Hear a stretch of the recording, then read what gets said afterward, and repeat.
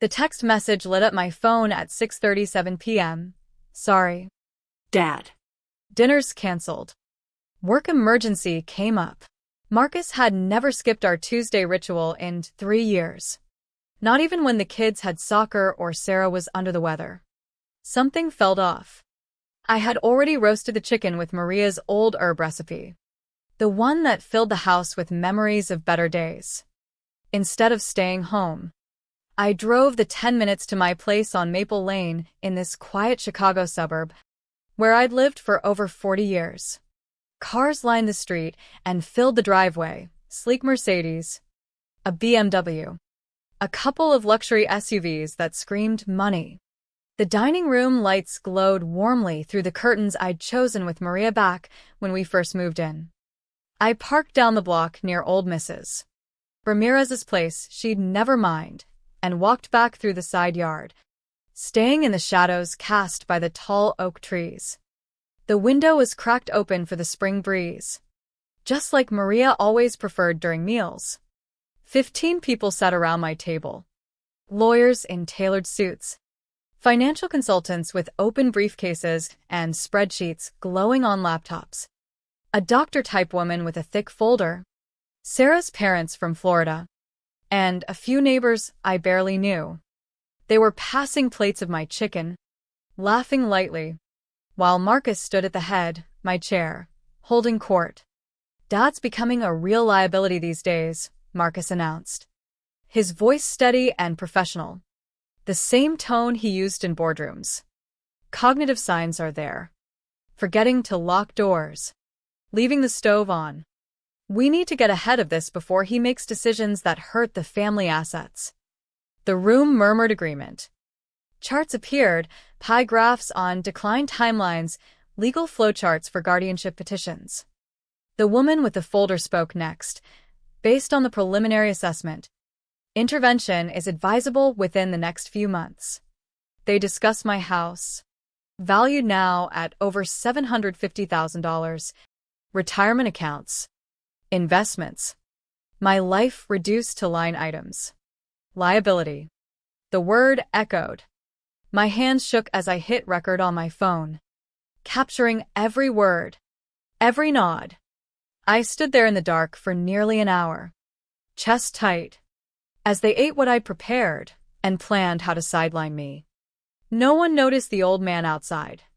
When the meeting wrapped with handshakes and promises to file paperwork soon, I slipped away, drove to a 24-hour diner, and sat in a back booth replaying the audio. My own son calling me a burden while strangers nodded over my food in my home. That night broke something in me, but it also reminded me of the promise I'd made decades earlier. Maria was only 44 when the cancer diagnosis came in 1998. We were in a small hospital room, the kind with flickering fluorescent lights and beeping monitors. She squeezed my hand, her voice a whisper. "Robert, give Alex everything we never had. Promise me he'll have chances we fought for." I promised, tears mixing with the sterile air. She slipped away 2 weeks later on a humid Tuesday. Alex was 15, angry and lost. I worked double shifts in construction, back aching from hauling steel, nights doing odd jobs to cover bills. I missed sleep, but never his school events. When he got into Northwestern for undergrad, then a top MBA program, I remortgaged the house, maxed credit cards, worked until my body screamed. He graduated, landed a venture capital job in the city, married Sarah, had 2 beautiful kids. I thought I'd built a legacy Maria would smile on from wherever she was. But after her funeral, practical talk started creeping in. "Dad, we should review your finances," Alex said during one of our early Tuesday dinners. Questions followed: house value, insurance policies, retirement balances. He called it planning. I saw concern. His visits grew frequent. Sarah nodded along. "This place is huge for one person." They suggested downsizing. Trusts for taxes. Papers appeared, power of attorney forms. "Just in case." "Dad, I signed nothing but smiled and delayed. What they didn't know was the conversation I'd had with my old friend Jim, a lawyer, right after Maria died. Raw with grief. I'd wanted to hand everything to Alex immediately. Jim stopped me. Create a revocable trust instead.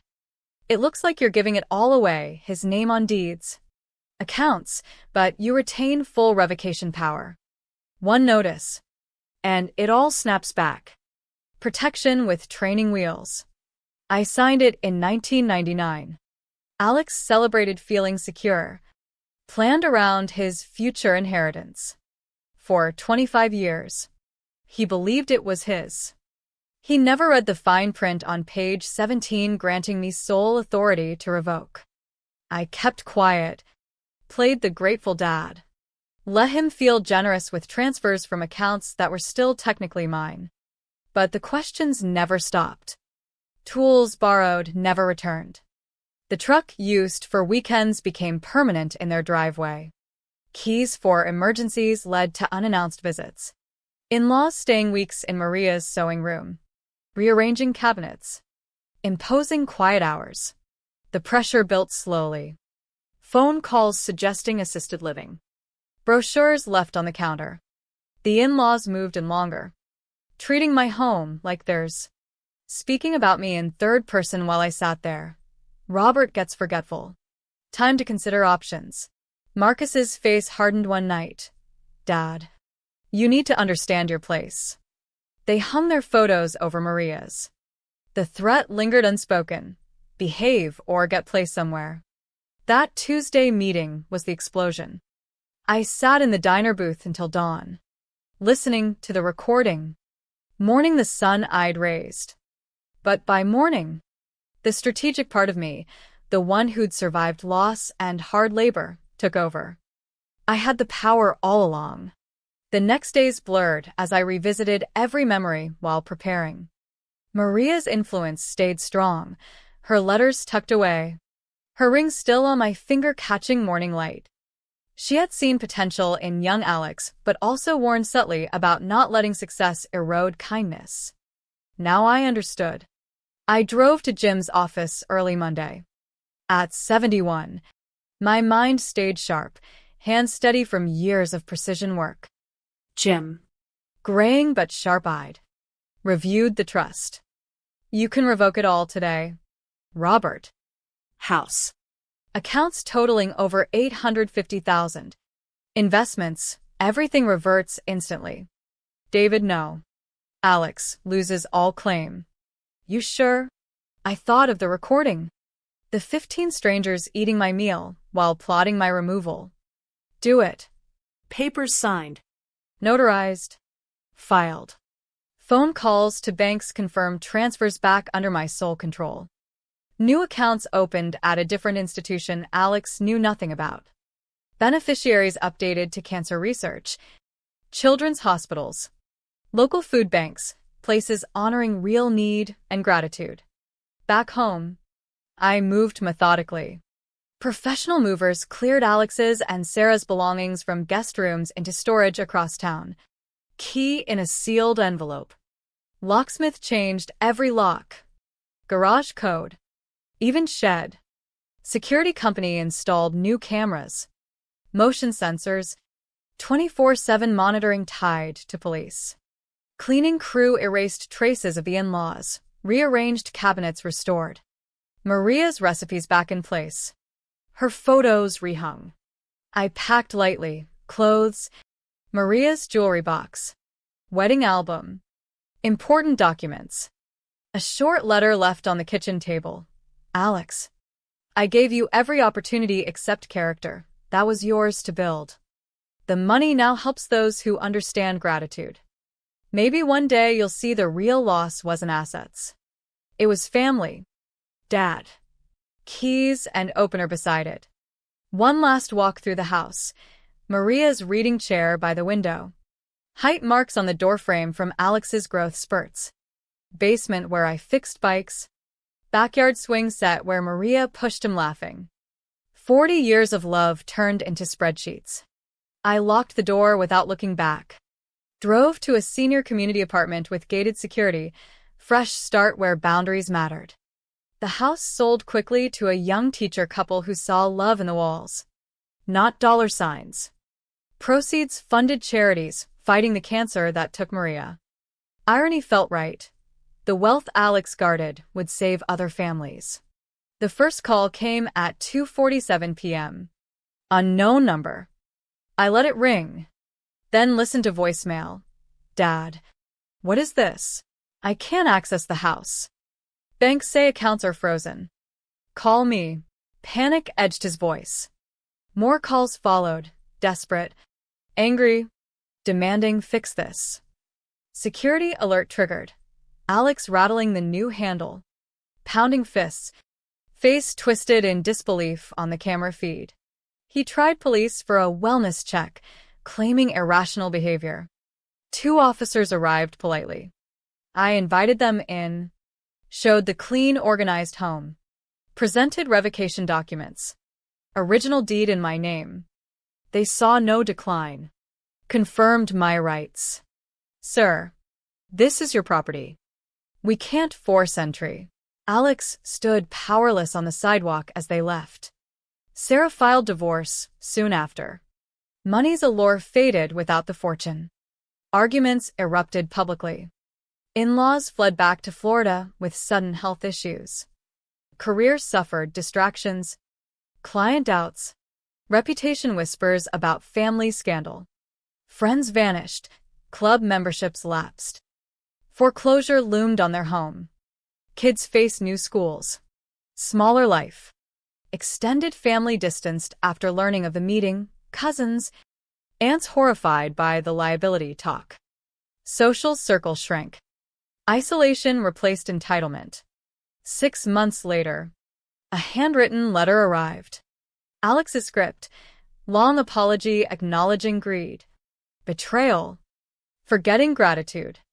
I lost my father because I forgot how to be a son. Small check for Maria's rose garden, symbolically. Genuine regret. No demands for money. I replied once. Kind but firm. Accepted apology. Explained protection, not punishment. Hoped lessons from hardship built character prosperity couldn't. No return address. No invitation back. Some breaks heal through distance. I volunteered at cancer centers, food banks, libraries, work bringing quiet thanks, hugs from survivors, purpose beyond wealth.